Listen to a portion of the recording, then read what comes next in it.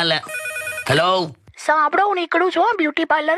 ખરું આ beauty parlour તો પોતાના જ પૈસે પોતાને જ મુરખ પર આવવાનું. શું બોલો છો? કાં જઈ આય ત્યાંથી પછી છે ને મંદિર જઈશ. દર્શન કરવા? ના, ચંપલ જૂના થઈ ગયા છે ને તો ત્યાં બદલવા. કેમ આડા જવાબ આપે છે? તો મંદિર દર્શન કરવા જ જાય ને માણસ.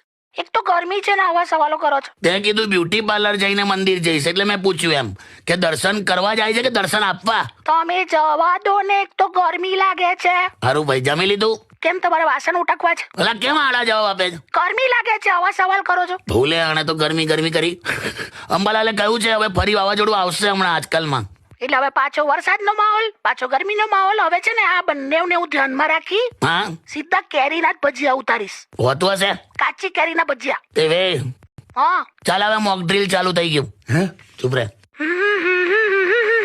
હા, એટલે 2-3 કલાક મોક ડ્રીલ ચાલશે.